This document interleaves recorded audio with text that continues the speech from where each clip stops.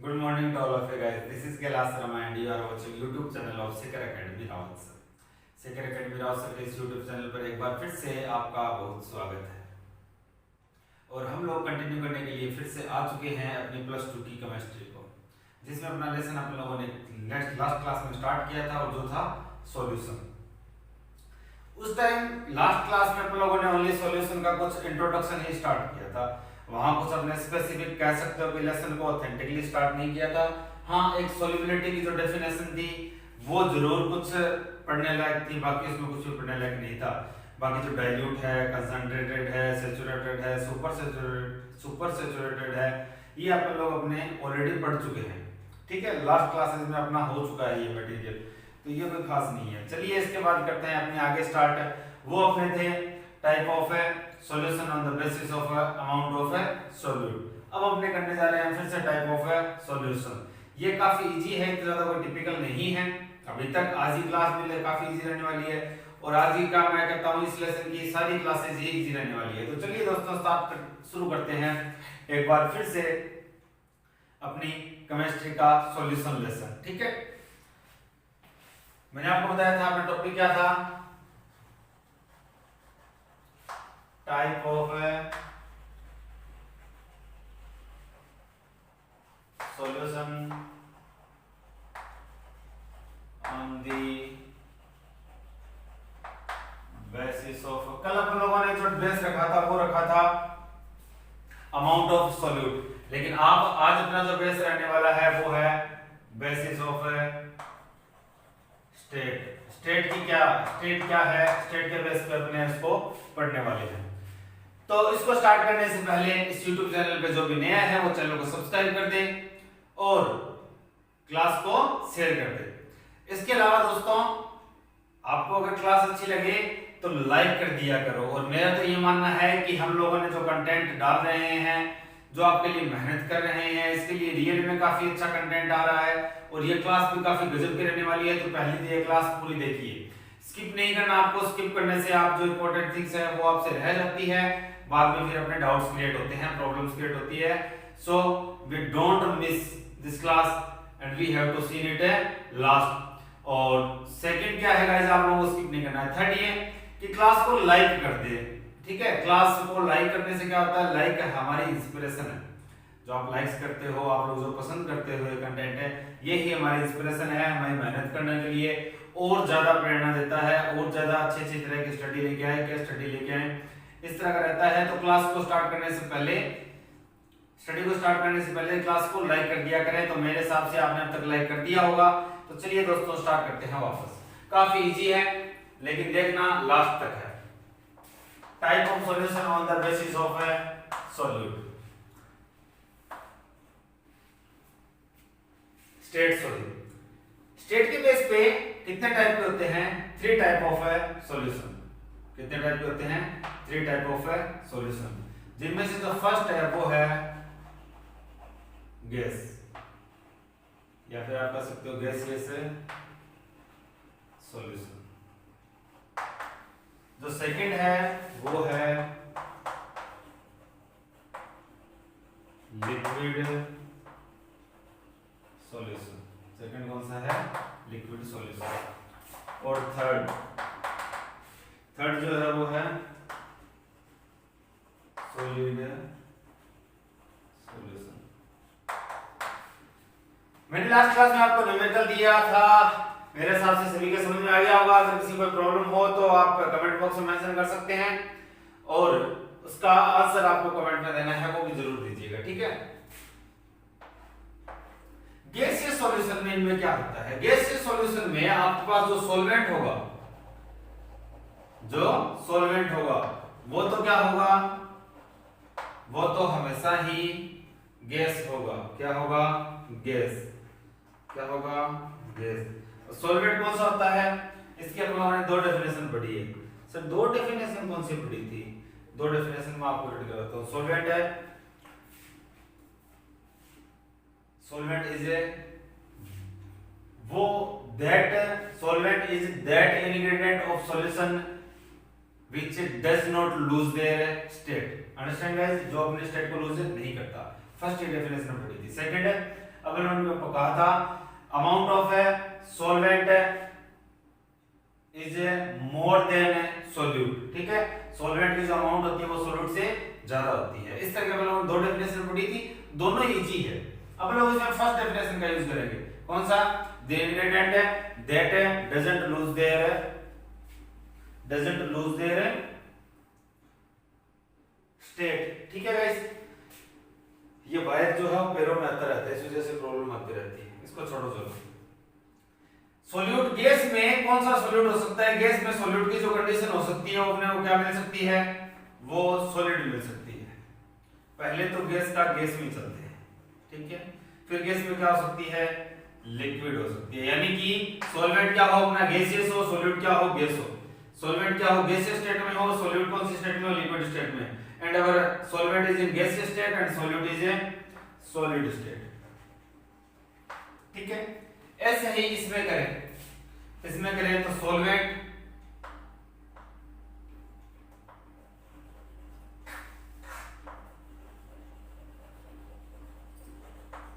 और यहां solute, solvent कौन सी स्टेट में होना चाहिए सर, अगर लिक्विड सॉल्यूशन है तो we know that solvent doesn't lose their state, it means solvent always be in a liquid state.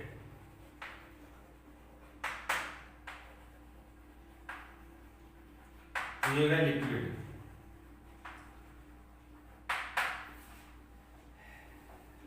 अगर अपने बात करें किसकी, सॉल्यूट की, तो सॉल्यूट लिक्विड में पहले कौन सा बात करें, गैस। सेकंड है solvent is in liquid state and solute is in also liquid state. Third है solvent is in liquid state and solute is in solid state. Understand guys.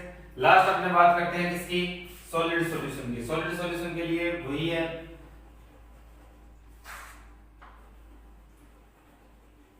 Solvent और ये solute. Solvent sir we know that सभी condition में कौन से state में होगा, solid ही होगी। कौन सी होगी, सॉलिड ही होगी। थर्ड सॉल्यूट की बात करें तो सॉलिड में फर्स्ट है गैस, सेकंड है सॉलिड में लिक्विड और थर्ड है सॉलिड में सॉलिड। अपने को ध्यान ये रखना है कि अपना जो सॉल्यूशन बनता है वो होमोजेनियस होना चाहिए। सॉल्यूशन की एक मेन जो पर्टिकुलर प्रॉपर्टी वो ही है कि solution is a homogeneous mixture, not a heterogeneous, it is a homogeneous. So if we prepare all these solution, then one thing which we have to keep in our mind, that is all solution will be homogeneous mixture. Understand guys? सभी homogeneous होने चाहिए। तो sir इनके example बताओ, फिर अपने example बताते हैं।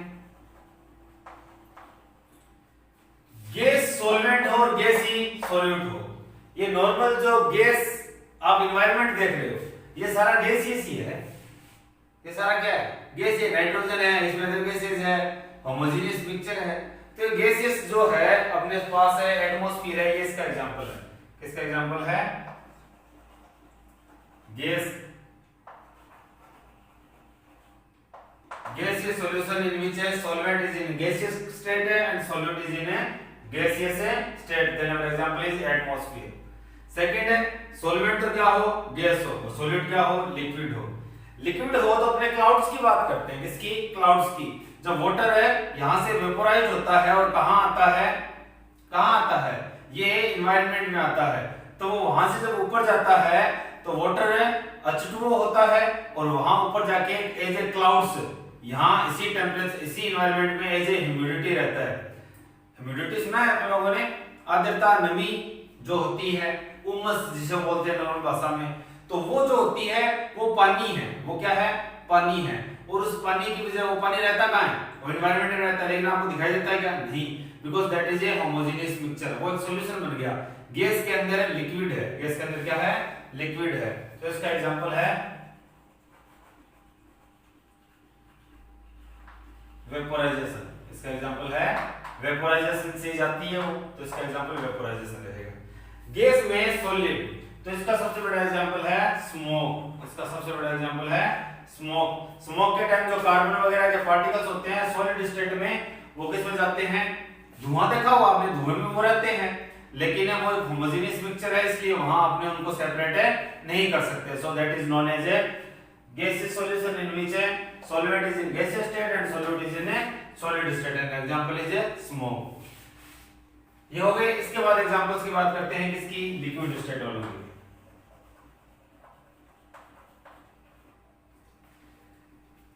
सॉल्वेंट क्या होना चाहिए, लिक्विड होना चाहिए। सॉल्वेंट क्या होना चाहिए, लिक्विड होना चाहिए। सोल्यूट क्या होना चाहिए, गैस होना चाहिए। आपके ध्यान में होगा, कोका कोला वगैरह पीते हैं तो उसके अंदर मालूम है CO2 carbon dioxide is already dissolved in a coke, Fanta और कौन सी आती है, थम्स अप है, इन सभी में ऑलरेडी क्या होती है, वो डिसॉल्व होती है। इसे अपने सोडा वाटर बोलेंगे, क्या बोलेंगे, सोडा वाटर। इनके अंदर CO2 क्या होती है, डिसॉल्व होती है।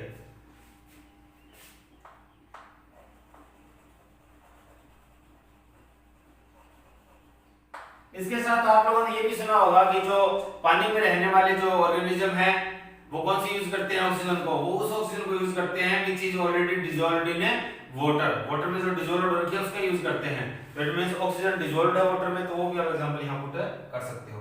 लिक्विड में लिक्विड का ये सबसे ज्यादा चलने वाला एग्जांपल है, और पिछले दिनों इसी एग्जांपल के ऊपर तो काफी बहस भी हुई थी। क्या हुई थी, मैं आपको बताता हूं कि एथिल अल्कोहल प्लस है वाटर का सॉल्यूशन। ये एथिल अल्कोहल वो वाइन ही है गाइस, लिकर, ठीक है, ये वही है। तो ये जो है वाइन है, और इसका वाटर के अंदर जो मिक्सचर होता है, सॉल्यूशन होता है, वो लिक्विड में लिक्विड का लिक्विड सॉल्यूशन होता है, ठीक है। तो इसके ऊपर बहस चली थी, आपको मालूम है पिछले दिनों वाइन शॉप ओपन की गई थी। एक टाइम में इतनी भीड़ हो गई थी कि कर्नाटक जैसे बड़े राज्य है जहां कोई कमी नहीं है वाइन की, उन स्टेट्स में भी दोपहर 3 बजे तक 90% जो वाइन शॉप थी ऑलमोस्ट खाली थी। सारी क्या थी, 90% खाली थी, उनमें कुछ भी नहीं था। इतने लार्ज अमाउंट पे ये एग्जांपल चलता है। लिक्विड में सॉलिड की बात करें गाइस, नेक्स्ट अपना एग्जांपल है लिक्विड। अपना क्या होना चाहिए, सॉल्वेंट होना चाहिए। सॉल्वेंट कौन सी स्टेट में होना चाहिए, लिक्विड स्टेट में होना चाहिए। और सॉलिड कौन सी स्टेट में होना चाहिए, सॉलिड स्टेट में होना चाहिए। तो लिक्विड में सॉलिड का एक इजी सा एग्जांपल है, ये भी अपने काफी लार्ज अमाउंट में यूज करते हैं। लास्ट क्लास में हमने देखा भी है, वाटर के अंदर किसका मिक्सचर है, शुगर का। वाटर के अंदर किसका मिक्सचर है, शुगर का। शुगर कौन सी स्टेट में होती है, सॉलिड स्टेट में होती है, और उसमें डिसॉल्व हो जाती है, ठीक है। ये काफी इजी एग्जांपल है। सॉल्यूट अपना कौन सी स्टेट में है, सॉलिड स्टेट में है। इसके बाद सॉल्वेंट की बात करें, अपने सॉल्यूशन कौन सी किसके एग्जांपल की बात करनी है, सॉलिड सॉल्यूशन की। तो इसके एग्जांपल लिखने स्टार्ट करते हैं। फर्स्ट है सॉल्वेंट कौन सा होना चाहिए, सॉलिड होना चाहिए। सॉल्यूट कौन सा होना चाहिए, गैस होना चाहिए। तो गाइस इसके बाद अपना एक लेसन आने वाला है सरफेस केमिस्ट्री का। किस केमिस्ट्री, कौन सी केमिस्ट्री का, सरफेस केमिस्ट्री का, जिसके अंदर एब्जॉर्प्शन और एडजॉर्प्शन इस तरह की दो फिनोमेना होते हैं। कौन कौन सा, एब्जॉर्प्शन और सेकंड एडजॉर्प्शन। लिख देता हूं मैं।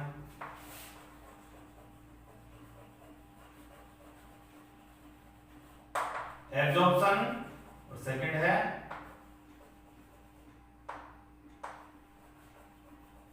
एडजॉर्प्शन।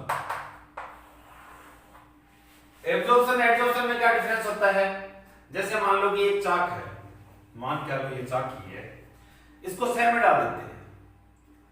इसके बाद आपको दो कंडीशंस इमेज करनी है। फर्स्ट क्या, मान लो कि पूरा का पूरा चाक ही क्या करे, उस स्याही को कंज्यूम कर ले अपने अंदर, वो डीप पॉइंट तक जाए, अंदर तक। That is known as absorption, that is known as absorption. Second ये भी होता है इसकी ओनली सरफेस ही क्या करे, इसको अपने अंदर कंज्यूम करे। ओनली इस चाक की सरफेस, ओनली सरफेस, डीप में नहीं जाना चाहिए, ओनली सरफेस ही क्या करे, अपने अंदर कंज्यूम करे। Then it is known as adsorption. तो क्या होता है कि जो प्लेटियम होता है, कौन होता है, प्लेटियम, ये एब्जॉर्ब करता है किसको, हाइड्रोजन को। किसको, हाइड्रोजन को एब्जॉर्ब करता है। तो ये किसका एग्जांपल है, कि प्लेटियम कौन सी स्टेट में है, सॉलिड स्टेट में, और इसके अंदर सॉल्यूट कौन सी है, हाइड्रोजन गैस स्टेट में, एक तरह का सॉल्यूशन बन जाता है। लेकिन इसकी स्टेट क्या होती है सॉल्यूशन की, सॉलिड स्टेट होती है। कौन सी स्टेट होती है, सॉलिड स्टेट होती है। तो ये किसका एग्जांपल है, सॉलिड सॉल्यूशन का which solvent is in solid state and solute is in gas state. Now we talking about second, solid में क्या होना चाहिए, लिक्विड। तो सॉलिड में लिक्विड का एग्जांपल मैं आपको पूछूं कि अमलगम क्या होता है, अमलगम क्या होता है, व्हाट इज अमलगम। तो यहां मैं ओनली नेम लिखने वाला हूं, अमलगम। ये आपको आपके लिए आज का क्वेश्चन रहने वाला है, आज का क्वेश्चन रहने वाला है। आपको ये बताना है कि अमलगम होता क्या है, अमलगम होता क्या है। आपको कमेंट बॉक्स में मेंशन करना है अमलगम होता क्या है। अगर किसी के ना समझ में आए कि अमलगम रियल में क्या होता है तो उससे वो कमेंट बॉक्स में कमेंट कर सकता है, मैं इसको फिर से रिपीट कर दूंगा अमलगम क्या होता है। लेकिन आज आप लोगों के लिए जो होमवर्क है कि आप लोगों को बताना है कि अमलगम क्या होता है। काफी इजी है, 10th क्लास में अपने ऑलरेडी कर चुके हैं, प्लस 1 में भी कर चुके हैं। अमलगम काफी काम की चीज है, तो आपको इसको क्या करना होगा, ये होता क्या है इसको आपको कमेंट बॉक्स में कमेंट करना है। Understand guys. तो आज के लिए आपका होमवर्क करने वाला है अमलगम का। नेक्स्ट बात करें सॉलिड में सॉलिड का। तो सॉलिड में सॉलिड क्या होता है,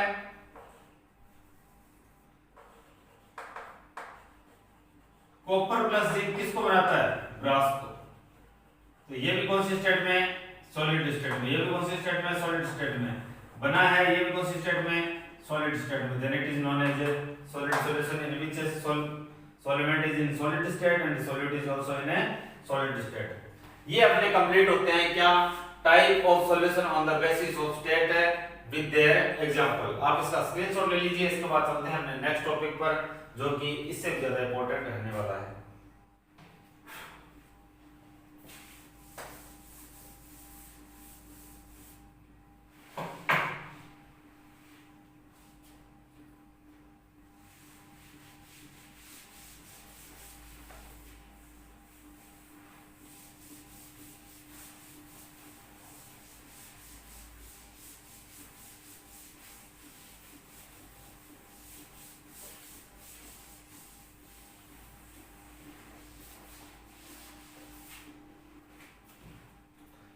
नेक्स्ट अपना जो टॉपिक है ये है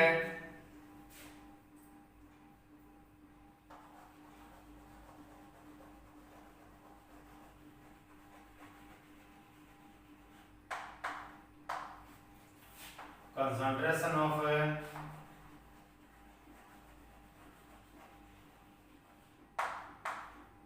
solution, concentration of solution। यहां से अपना लेसन स्टार्ट होता है। लास्ट जो मैंने आपको ये टेबल बनाई थी ये भी काफी ज्यादा इंपॉर्टेंट है, इससे कई बार डायरेक्ट एग्जांपल पूछ लिए जाते हैं, ठीक है। कम चांसेस है लेकिन वो इंपॉर्टेंट है, और वो अपने लर्न करने की इंपॉर्टेंट इसलिए बनती है क्योंकि वो इंटरेस्टिंग है। अपने को बेसिक लाइफ जो होती है उससे जो रिलेटेड एग्जांपल है वो इसमें आप लोगों ने किए थे उस टेबल में, तो वो आप लोगों को मैं लर्न होनी चाहिए, ठीक है। इसके बाद अपना नेक्स्ट टॉपिक रहने वाला है ये है कंसंट्रेशन ऑफ सॉल्यूशन। यहां से मानो कि लेसन अपना स्टार्ट होता है, यहां से कुछ अपने न्यूमेरिकल स्टार्ट होते हैं, ये इंपॉर्टेंट पार्ट यहां से इस लेसन का स्टार्ट होता है। तो अभी तक आपके माइंड में जो कुछ भी चल रहा था एक्स्ट्रा उसको अपने दिमाग से बाहर निकालिए। अपने दिमाग के जो स्नायु है, जो न्यूरॉन्स है, इनको जगाइए और उनको कंसंट्रेट करके कहां पे, बोर्ड पे। तो चलिए गाइस स्टार्ट करते हैं। कंसंट्रेशन ऑफ सॉल्यूशन क्या होता है। कंसंट्रेशन है एक कंसंट्रेशन अपने लिए कैसे हेल्प करती है कि इससे अपने को सॉल्यूशन के जो कंपोजिशन है उसका मालूम चलता है, सॉल्यूशन का कंपोजिशन मालूम चलता है। तो मैं इसके आगे लिख देता हूं, एक ही लाइन लिखनी आपके खास नहीं है। द कंपोजिशन ऑफ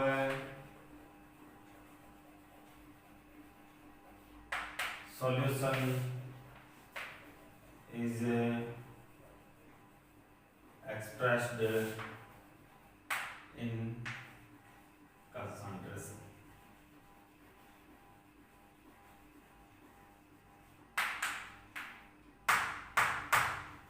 काफी इजी है, कि जो कंपोजिशन पार्ट होता है उसको किससे एक्सप्रेस करते हैं, कंसंट्रेशन से करते हैं। सर समझ में नहीं है बात कि कंपोजिशन को कैसे करते हैं। कंपोजिशन मींस कंपोजिशन क्या होता है, फर्स्ट तो ये कि अपन लोग इस लेसन में ओनली बाइनरी सॉल्यूशन के अबाउट किससे रिलेटेड डिस्कस करेंगे, only about binary solution. Ternary solution को यहां नहीं पढ़ने वाले because it is not in our syllabus, understand.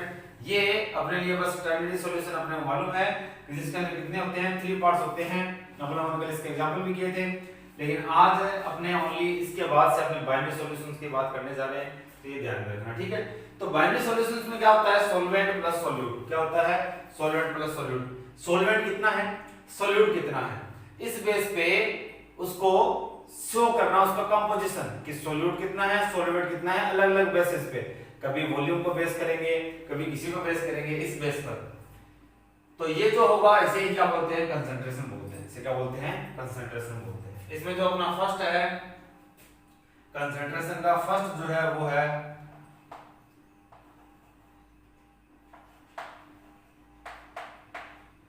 Wait by weight percent. क्या है, वेट बाय वेट परसेंट।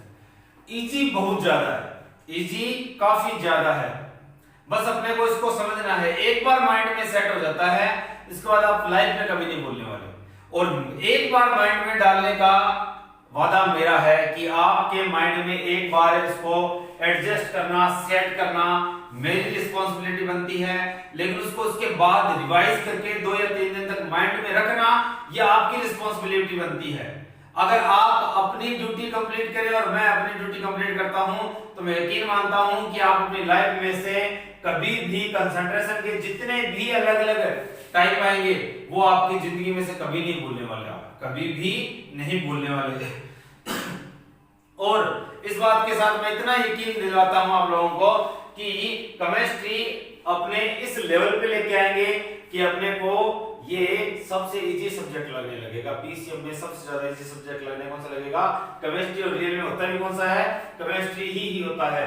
तो अपने दिमाग में अगर कोई डर है तो उसको बाहर निकालिए और बस अपनी स्टडी पर कंसंट्रेट कीजिए, अपने बेस्ट रहने वाले हैं। तो वेट बाय वेट में क्या होता है, देखो वेट बाय वेट मींस है ऊपर वेट नीचे वेट, ठीक है, वेट अपॉन वेट। ऊपर वाला जो रिप्रेजेंट करता है ये ध्यान रखना किसको कर रहा है, सॉल्यूट को। किसको कर रहा है, सॉल्यूट को। नीचे वाला किसको कर रहा है, सॉल्वेंट या फिर सॉल्यूशन को करेगा। अब ये किस पर कर रहा है, सॉल्वेंट पे करेगा या सॉल्यूशन पे करेगा, पक्का बताओ सर। ये तो अपने इसी पे डिपेंड करेगा, अपने किससे रिलेटेड स्टडी कर रहे हैं उसी टाइम मालूम चलेगा। नीचे वाला वेट सॉल्वेंट को रिप्रेजेंट कर रहा है, नीचे वाला वेट सॉल्यूशन को रिप्रेजेंट कर रहा है। यहाँ वेट बाय वेट जो किया जाता है वो सॉल्यूशन के बेस पे किया जाता है। तो यहाँ जो वेट होगा वो किसको रिप्रेजेंट कर रहा है, सॉल्यूशन। यहाँ किसको रिप्रेजेंट कर रहा है, सॉल्यूशन। ठीक है सर, मालूम कैसे चलेगा, बता दूंगा कैसे मालूम चलेगा। तो यहाँ पहले तो ये आपके माइंड में रखिए, सॉल्यूट हमेशा आपको वेट, सॉल्यूट से स्टडी करेंगे तो उसके लिए आपको वेट मालूम होना चाहिए, सॉल्वेंट या सॉल्यूशन का भी क्या मालूम होना चाहिए, वेट मालूम होना चाहिए। ठीक है, यहाँ सॉल्यूशन का वेट मालूम होना चाहिए। वेट मींस है मास, और मास मींस इसकी यूनिट होती है ग्राम केजी। ठीक है, ये आगे क्या लगा रखा है, परसेंटेज। क्या लगा रखा है, परसेंटेज। परसेंटेज मींस है आउट ऑफ 100, आउट ऑफ 100। समझ आ रही बात है, percentage means out of 100। W by W का मींस मैंने बता दिया, वेट बाय वेट का भी ऊपर वाला वेट सॉल्यूट को प्रेजेंट करेगा, नीचे वाला वेट है सॉल्वेंट का सॉल्यूशन का प्रेजेंट करेगा। दोनों में से किसको रिप्रेजेंट कर रहा है, ये अपनी डेफिनेशन बताएगी। ठीक है, डेफिनेशन अपने खुद बनाएंगे, डेफिनेशन अपने खुद बनाएंगे। देखो कैसे बनाते हैं। उससे पहले डेफिनेशन बनाने के लिए जितने भी इंपॉर्टेंट स्टेप है वो अपने देख लेते हैं। अपने को मालूम चल गया परसेंट मींस आउट ऑफ 100। ठीक है, दोनों क्या लेना है, वेट में मतलब मास में अपने को यूनिट लेनी है। क्या लेनी है, मास में यूनिट। तो यहां अपने को बताया क्या जाता है कि जो सॉल्यूट है, क्या सॉल्यूट, परसेंटेज का मालूम है किस लिए यूज करते हैं, आउट ऑफ 100 फाइंड करने के लिए। तो now we have to find the amount of solute, find the amount of solute that is present in 100 part of a solution, 100 part of a solution। कैसे, मान लो कि 2000 ग्राम सॉल्यूशन है, ठीक है। इस 2000 ग्राम सॉल्यूशन में अपने पास है 500 ग्राम क्या है, सोल्यूट है। क्या है, सोल्यूट है। आपने इसको डिवाइड कर दिया 1/4।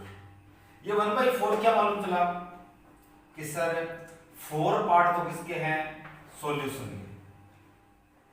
ये बात है, नीचे वाला 4 पार्ट किसका है, सॉल्यूशन का। ऊपर वाला 1 पार्ट किसका है, सोल्यूट का। इट मींस है that fraction is expressed that 4 part of solution and in which 1 part is a solute। 4 part में से 1 पार्ट सोल्यूट का होगा, 4 पार्ट पूरा 4 क्या होगा, सॉल्यूशन। तो सर 3 क्या रह गया, 3 रह गया सॉल्वेंट। यानी 4 पार्ट सॉल्यूशन में से 1 पार्ट सोल्यूट और 3 पार्ट सॉल्वेंट। ये तो होगी बस सीधी डायरेक्ट फ्रैक्शन। अपन लोग अगर इसको 100% में फाइंड करना चाहें तो परसेंटेज से मल्टीप्लाई कर देते हैं, तो कितना आ गया 25%।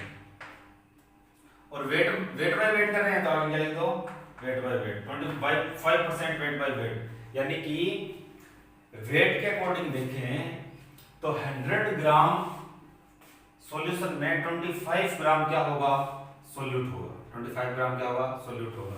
तो ये अपने इस तरह से फाइंड करते हैं इसको। अब इसी बेस पर मैं इसकी डेफिनेशन लिख सकता हूं, कैसे, देखो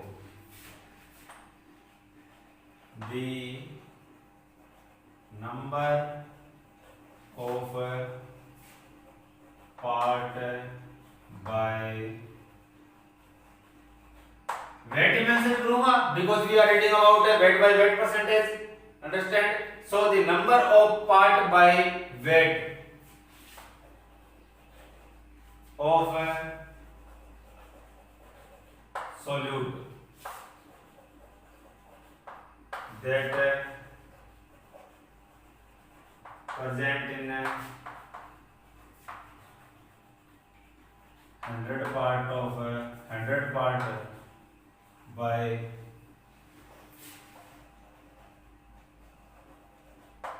weight of, यहां सर वेट ऑफ किसके लिए, सॉल्यूशन के लिए कहूंगा, ना कि सॉल्वेंट के लिए। The number of part by weight of solute that present in 100 part by weight of solution is known as weight by weight percentage। ये कंसंट्रेशन होती है, इसी कंसंट्रेशन को क्या कहते हैं, वेट बाय वेट परसेंटेज कहते हैं, वेट बाय वेट परसेंटेज कहते हैं। समझ आ रही है क्या बात है कि सोल्यूट के पार्ट, ठीक है, और present in 100 part by weight of solution. Solution के जो 100 पार्ट है जिसके वेट के, उसमें जो प्रेजेंट होगा उसे क्या बोलेंगे, वेट बाय वेट परसेंट बोलेंगे। सर इसकी कोई और डेफिनेशन है क्या? हाँ, एक डेफिनेशन और है, बताइए सर क्या बता, वो इससे ज्यादा आसान। हाँ तो देखो, the amount of solute by weight that dissolved in, अपने किस में से फाइंड कर रहे हैं, 100 में से फाइंड कर रहे हैं, बिकॉज यहाँ क्या है परसेंट, तो मैं यहाँ क्या लिखूंगा, the amount of solute by weight, कि सोल्यूट की वेट में आप यूनिट लो और वो अमाउंट है जो डिसॉल्व हो रखी हो किसमें, in 100 gram of solution, 100 gram solution में डिसॉल्व हो रखी हो, is known as weight by weight percent concentration.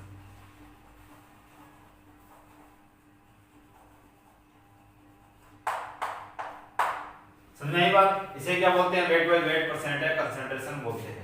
ये इसकी डेफिनेशन होगी। आप दोनों में से कोई सी भी डेफिनेशन ले सकते हो, आपका आंसर है सही होगा। सर इसके बेस पे कुछ न्यूमेरिकल करते हैं, चलो न्यूमेरिकल किए जाए, ठीक है। तो आप इसका स्क्रीनशॉट चलो न्यूमेरिकल कर लेते हैं पहले। मैं न्यूमेरिकल देखता हूं, पढ़ता हूं कौन सा न्यूमेरिकल है, आपको यहां स्क्रीन पे दिखाई दे जाएगा। ठीक है, आपको न्यूमेरिकल जो है वो स्क्रीन पे दिखाई दे जाएगा। चलो उससे पहले ये तो कर लिया, लेकिन इसका उस मैथमेटिकल टर्म्स में लिखते हैं इसको। ठीक है, weight by weight percent. Normally क्या होता है, सॉल्वेंट को किससे रिप्रेजेंट करते हैं, ए से, capital A. Normally solvent is represented with a capital A and solute it represented with a B. याद रखना, सॉल्वेंट को किससे रिप्रेजेंट करते हैं, ए, और सॉल्यूट को बी से। अपने भी ये ही फॉलो करेंगे, अपने भी ये ही फॉलो करेंगे। सॉल्वेंट को ए से रिप्रेजेंट करेंगे, सॉल्यूट को बी से रिप्रेजेंट करेंगे। तो आपको पजल नहीं होना, बस यहां ध्यान देना है। ठीक है, अब सर यहां आपने देखा कि यह फाइंड करने के लिए ऊपर तो क्या लिख रहा हूं मैं, सॉल्यूट, अमाउंट ऑफ सॉल्यूट, यानी कि W B। सर B क्यों लिखा, B लिखा कि W जो वेट है वो किसका है, सॉल्यूट का है। W जो वेट है वो किसका है, सॉल्यूट का है, इसलिए लिखा। ठीक है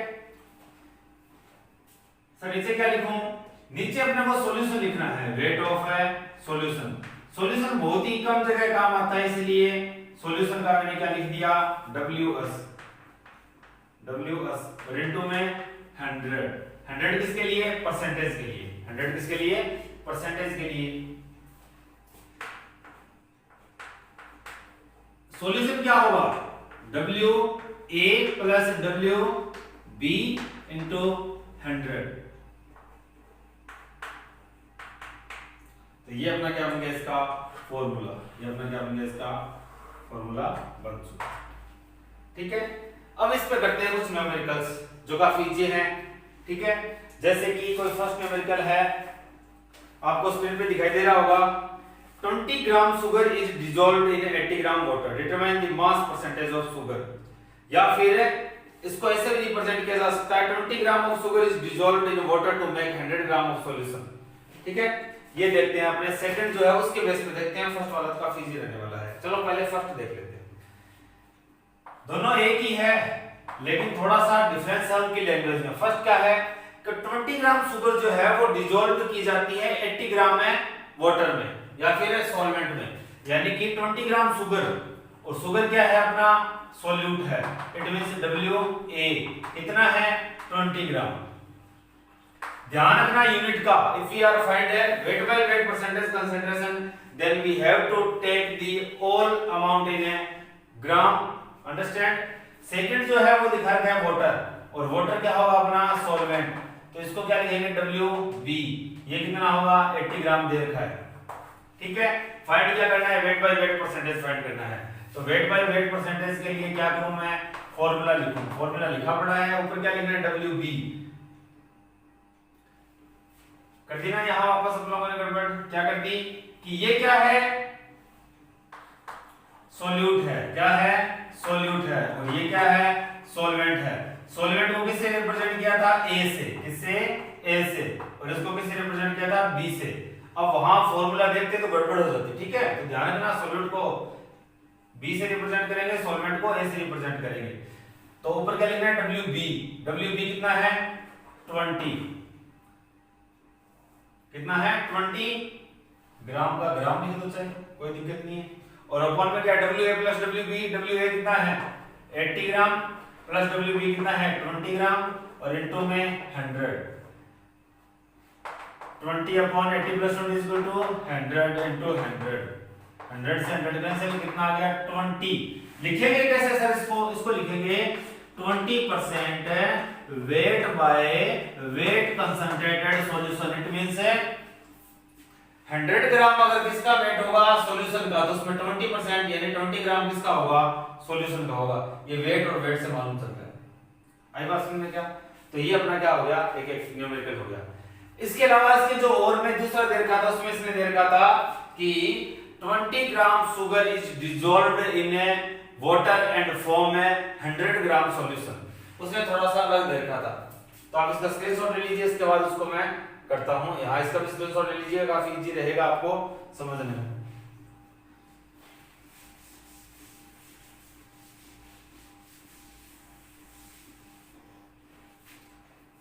उसने कह रखा था कि जो शुगर है 20 gram sugar is dissolved in water, ठीक है। तो शुगर क्या है अपना सोल्यूट है, इट मींस है WB, सोल्यूट को किससे रिप्रेजेंट करते हैं B से, और शुगर कितनी है 20 ग्राम है। वाटर में उसने डिसॉल्व करवाया है और डिसॉल्व करवाने के बाद सॉल्यूशन कितना बनाया है 100 ग्राम का बनाया है। कितना बनाया है 100 ग्राम का बनाया है। अपने को क्या फाइंड करना है, अपने को फाइंड करना है weight by weight percentage. Wait by wait के लिए ऊपर क्या लिखो WB, WB कितना है 20 ग्राम। नीचे क्या लिखना है सॉल्यूशन का लिखना है। अगर आपको सॉलिड का सॉल्वेंट का अलग ना दे रखा हो तो ध्यान रखो कि आपको किसका दे रखा है, पूरे सॉल्यूशन का दे रखा है, अपने को ऐड करने की जरूरत ही नहीं है। और इनटू में 100 है, 20% है weight by wait concentrated solution, ठीक है। एक और देखते हैं, चलो ऐसा ही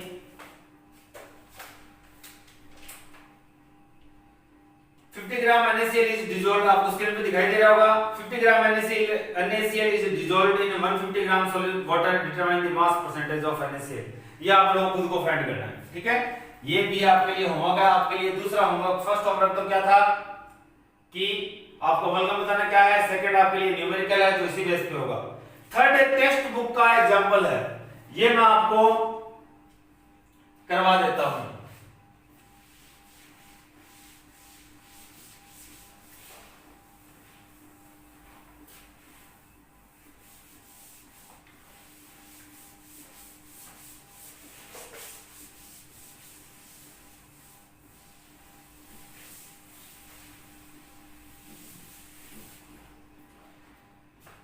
आपको स्क्रीन पे दिखाई दे रहा होगा, स्क्रीन पे एग्जाम जो दिखा रखा है क्वेश्चन वो आप देखिए, रीड कीजिए, उसमें क्या लिखा है मैं साथ साथ पढ़ता हूं।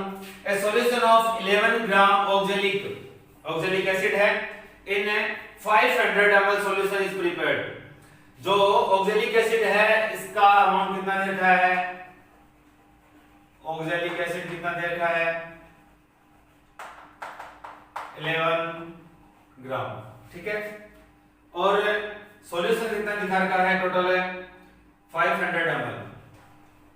मैं लिख लेता हूं जितना कुछ भी दे रखा है, उसके बाद अपने आगे केस स्टडी करते हैं कि कैसे करते हैं। और इसके बाद डेंसिटी दे रखी है, डेंसिटी